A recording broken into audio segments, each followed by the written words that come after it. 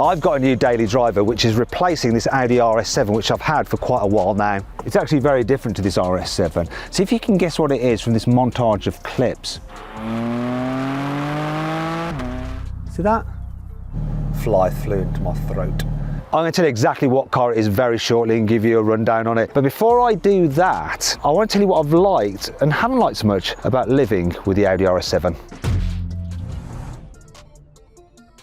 One of my very favourite things about this car is, of course, the 4-litre twin-turbo V8 that puts out 630 horsepower and 850 newton metres of torque. And because you've got quattro all-wheel drive and launch control, it will launch and perform in all weather. Audi says this car will do 0 to 60 miles an hour in 3.4 seconds. Let's see. Launch control. Skip sideways a bit. Blimey, it's brutal, this thing. 3.51. That's a bit of wheel spin. Let's try again. Less than 3.09. Now you might think that wasn't consistent, but actually most of the time this car has been very consistent in terms of its performance. This is what we've basically achieved out of it many times while drag racing it.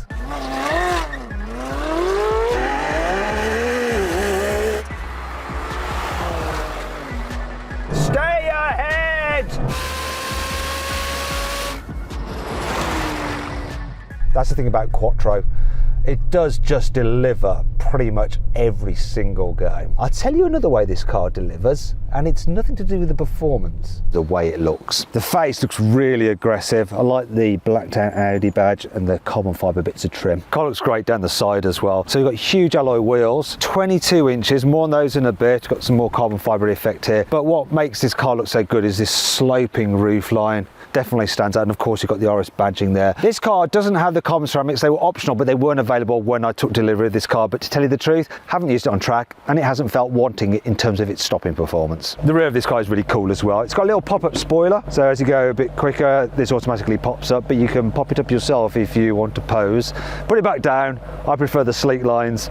This diffuser is a bit fake. I like the carbon fibre effect on it though. I do like the RS huge oval tailpipe, so if you look in there you'll see there's actually 2 pipes within, and one of them's got a valve in it. So I'm going to open the valve now, so put the car into RS mode. Oh, look at that, you can really see the effect and hear the effect of it. Obviously there's one on each side as well, really, really nice. But when you're revving, give it some revs.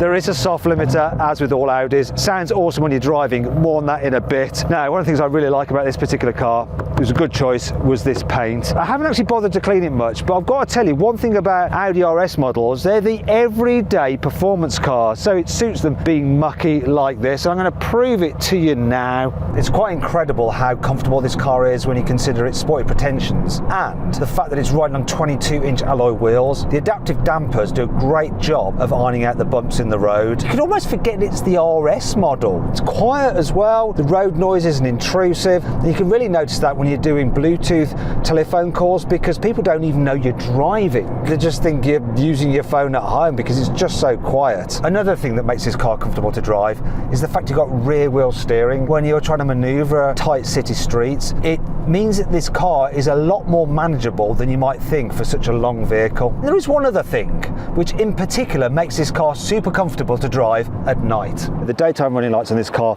look really nice, but it's fitted with the Matrix LED headlights. So when you have the normal beam on, you can probably see the little dots there. This car can blank out part of its beam, so when you're driving down the road, not only are the lights really super bright, they don't dazzle oncoming drivers because they'll blank out part of their beam and then fill it back in again. And it really makes it super easy when you're driving at night, especially if you're older like me and your eyesight isn't quite as good as it was. Also, the high beam is insanely bright. Just whack that on, illuminates the whole road. It's a bit like turning on the sun, but obviously it's got an auto function, so it will switch off once again so you don't dazzle oncoming drivers, and it's back on again in a flash. But that isn't the only feature that's made this car super easy to live with. It's adaptive cruise control. This Vorsprung version of the RS7 gets it as standard, and I've used it so much. It'll do lane keeping assist, it'll keep you a safe distance from the car in front, it'll auto steer, it absolutely does the job, and you can drive through it. So if I accelerate a bit, it'll let me accelerate, and then it'll just pick it up again. The only way it disengages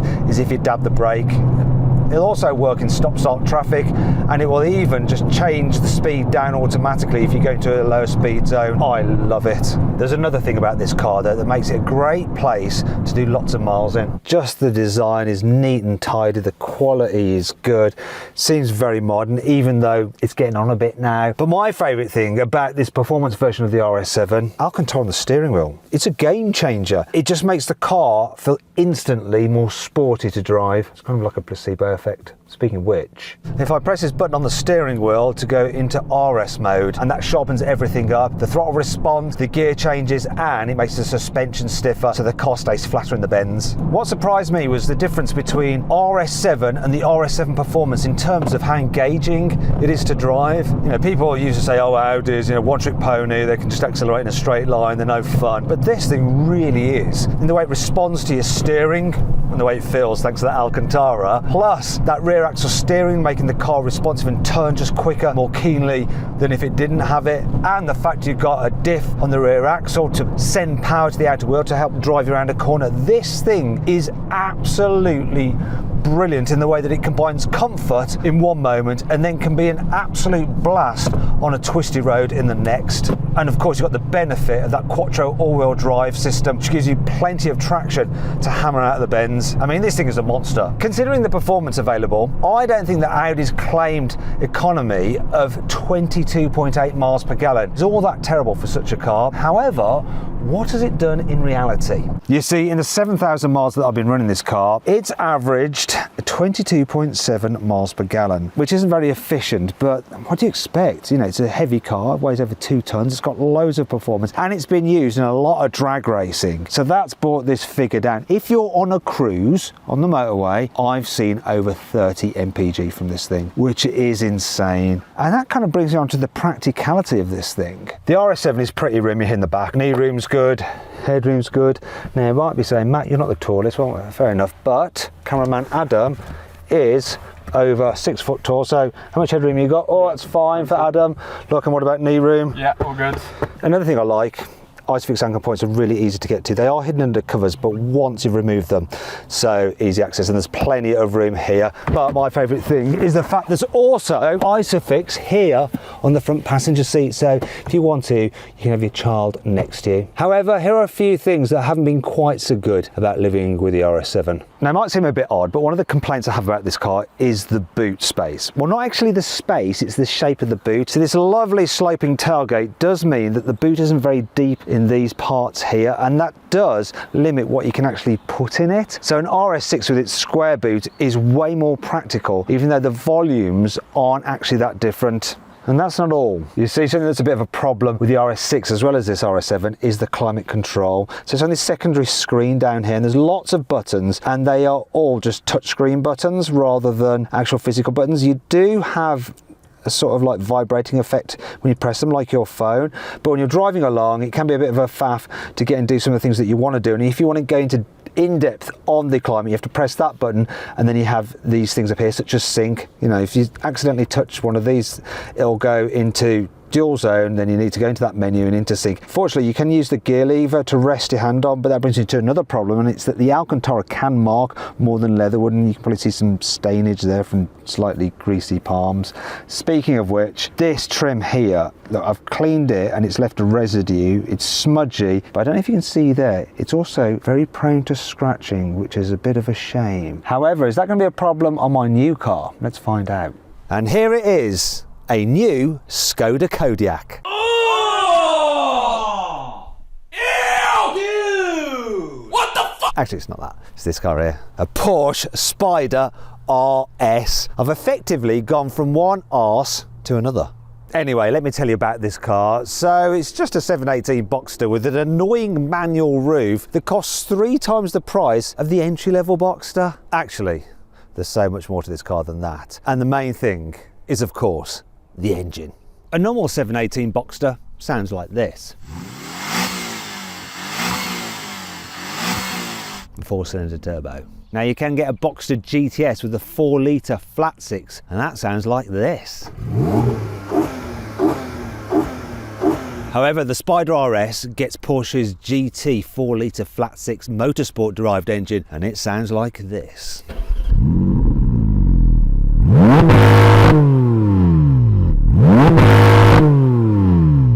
That's because it's fitted with the same engine as this car.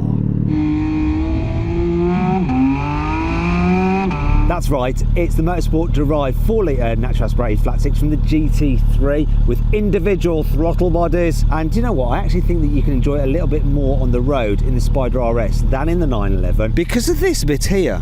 It is the air intake. And it's right by your ear hole. It's just so good. It's one of the main reasons why I love this car. Just have a listen.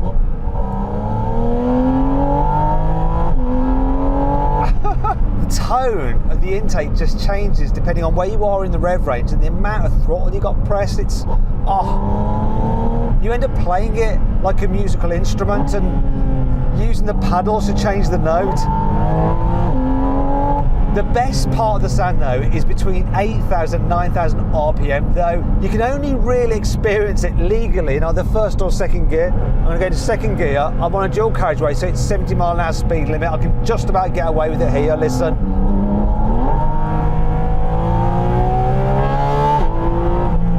And you can't accelerate past it though, you have to come straight off. Just that bit, It is truly orgasmic.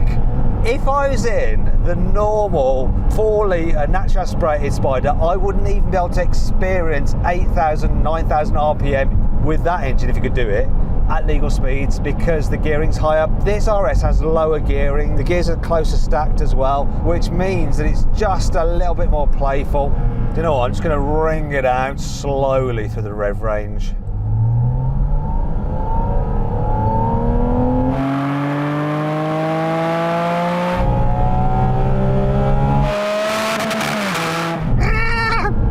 Do you know what? It doesn't get annoying either like the GT4 RS does. That seems to just reverberate a bit too much around the cabin when you're driving along normally. This doesn't seem to do that, maybe because there's less sound insulation from this fabric roof. Oh, what a noise. Tell you the truth, I don't ever really drive this car with the roof up. I always drive it with the roof down. That is a bit of a faff. And you do have to pull off the road to be able to take it down. Like I'm in some kind of dodgy lay-by here. Yeah. When I did the initial review on this car, it actually took me 13 minutes to take the roof down, but I have had some practice now. So I'm going to time it on my phone. All right, here we go. I'm going to start the clock now. There we go. Right, and obviously I've got to dodge, oh gosh, other users of this lay-by. So what do I do? Open up the boot. Oh no, you can't open the boot because first, I thought I'd done it. You have to unlatch these things. Sorry. That's one. Up.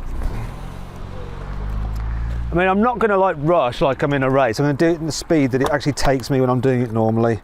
I do always forget about having to unlatch those before unlocking the boot bit. So now I can press this and unlock the boot bit. Right.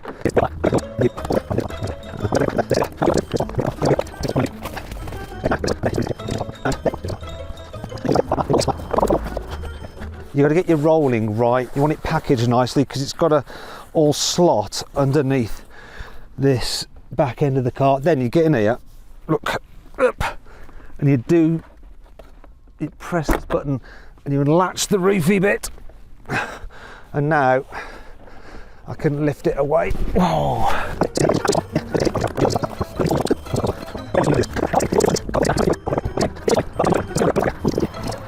You're constantly having to have a little readjust.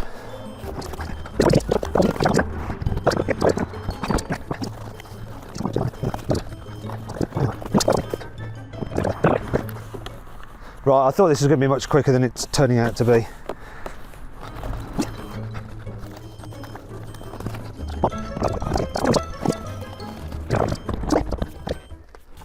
I think we are. I think we're there. That is it. Okay, what was the time? I've got better. 6 minutes 39. It's actually quicker putting it back up. I'll show you a bit later in this video. There might be a secret Porsche way to do this that's even quicker, but the electric folding roof on a regular Boxster is just so much easier. Speaking of which, now let's time how long it takes to put the roof down. Admittedly an older first generation Boxster, but here we go. You ready? I'm gonna even just start it like now. Right, here we go. press that button, lift that handle, press the button on here.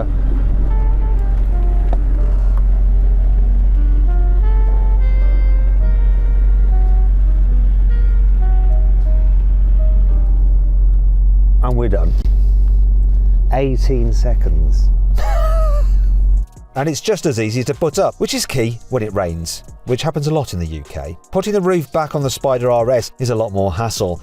Do you know what? If you could get the GT engine with the normal Boxster, I'd have that car, just for the ease of taking the roof down and up again. However, it won't fit in the normal Boxster because of the roof mechanism. The automated roof just is too big and cumbersome. You can't fit that engine in the space because it has a slightly larger and higher air intake than the standard engines that you get with the Boxster and even the normal 4 litre. In fact, for this Spyder, Porsche had to redesign the roof mechanism ever so slightly for this engine. Also, I have to say that with the roof down, the Spyder does look better. Just this area here is so beautiful, isn't it? And you know what, it looks better with the roof up as well. It's quite a good looking design, that roof. It's just a bit of a faff.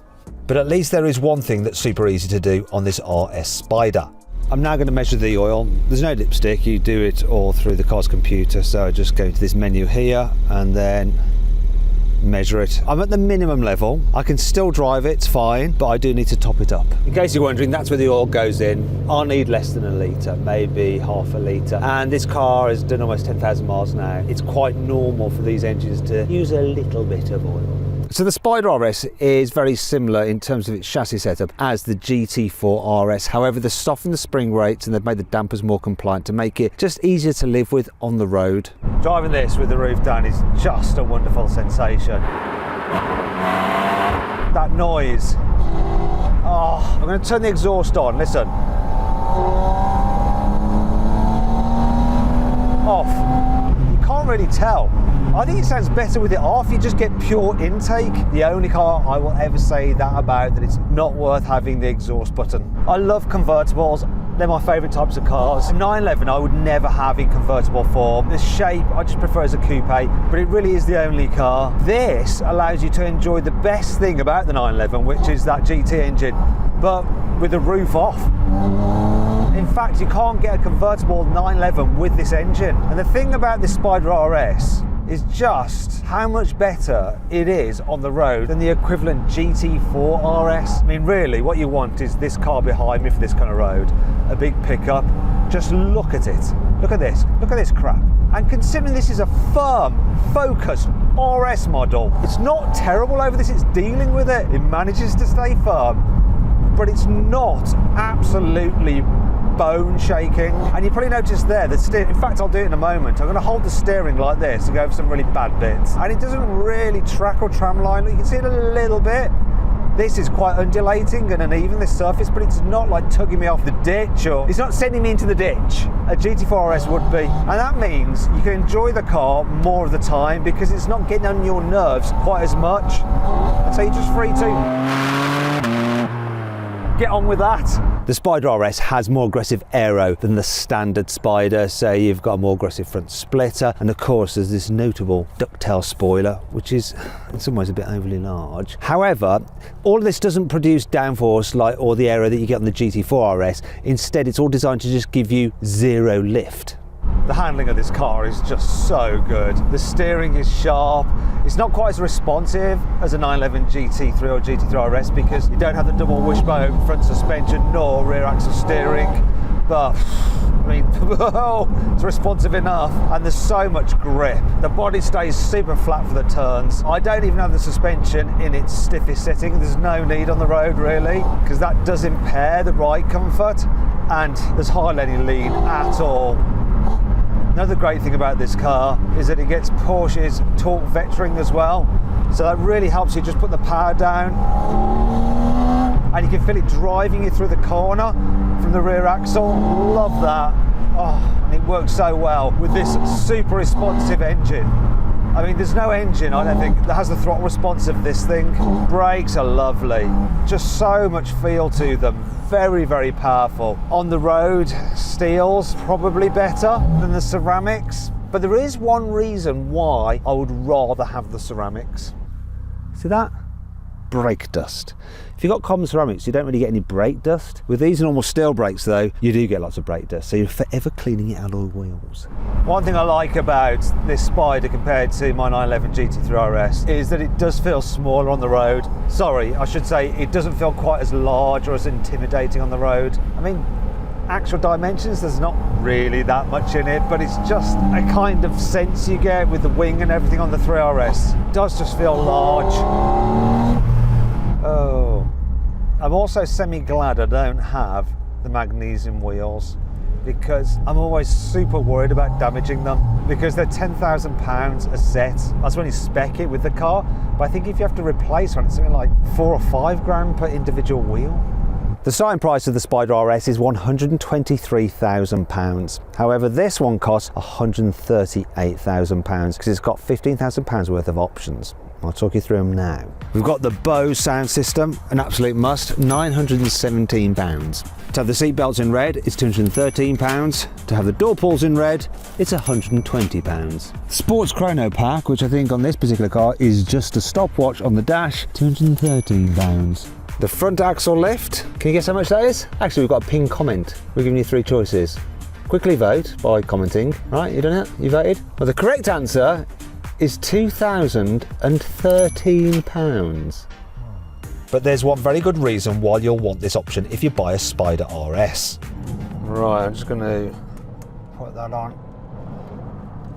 Don't think that was entirely necessary for there, but better to be safe than sorry. To be fair, I think if you don't have this option fitted to your RS of whatever kind, it can make them harder to sell on. Always get it. I mean, that was just a tiny speed hump, but you know, the more nasty ones that you sometimes encounter in car parks, you are gonna need it. Oh. But the most expensive option on this particular Spyder RS is the Visac pack, which costs £9,390. For that you get exposed carbon fibre body panels on the door mirrors. You also get race text on the dash, I like that. You get the Visac badge there, and you get carbon fibre here, here, and this little carbon fibre gurney flap. And then if you want this a black and red contrasting colourage, £1,365. There are a few things that have annoyed me about this car. In addition to the roof, the fabric door pulls on my GT3 RS are actually quite easy to use. You like put your finger through them and pull. These, you kind of grab them like that and you lever it by pressing your elbow against the door, but it actually gives you RSI there. It really hurts after a while. So what I do now is this. To open this door, I don't use this hand, I go like that. That's how I do it. I've also noticed that this car kind of creaks from this dash area. I think it's the instrument binnacle. Can you hear it? Sort of does it like that when you're going over bumps and stuff. You don't hear it so much when you're obviously accelerating because of the noise from the air intake, or if you've got the roof down because of the wind buffeting. That's my excuse for driving with the roof down and going quickly all the time.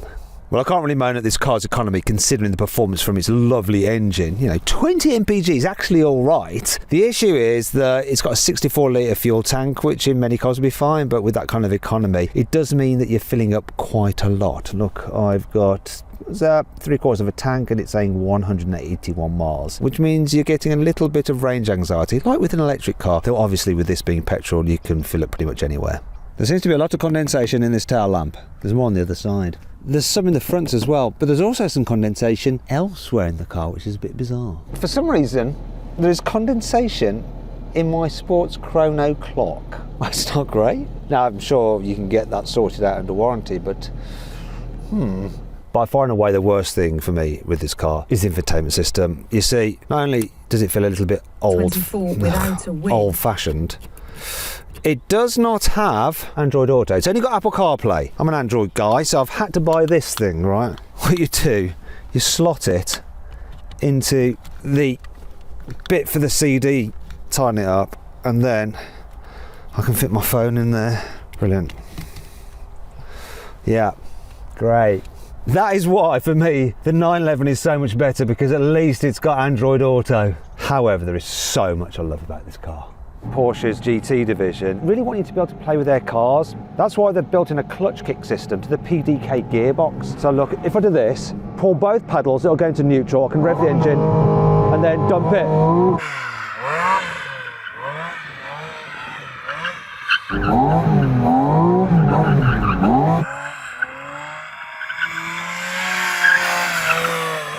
So much fun. It's also very practical because you've got two boots, one at the front, which is reasonably roomy, and another at the back. But the main thing is how exhilarating it is to launch from 0 to 60 miles an hour. I don't think my tyres are that warm, but let's give it a go anyway.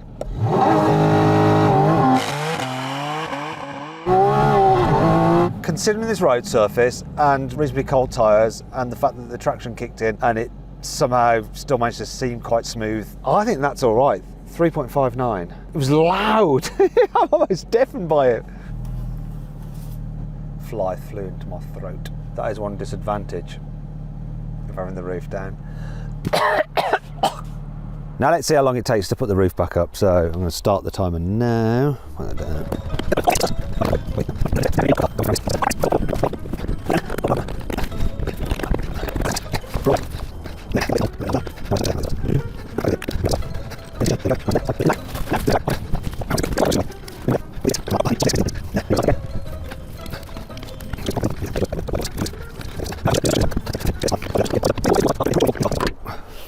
There we go. So that was much easier.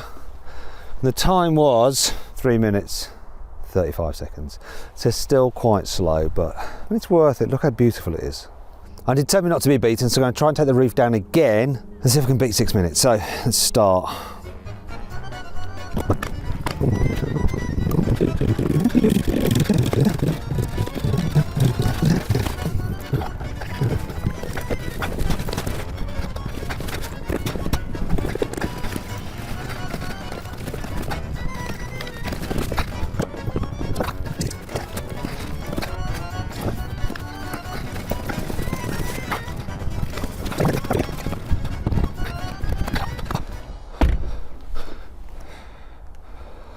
Four minutes, better, but still.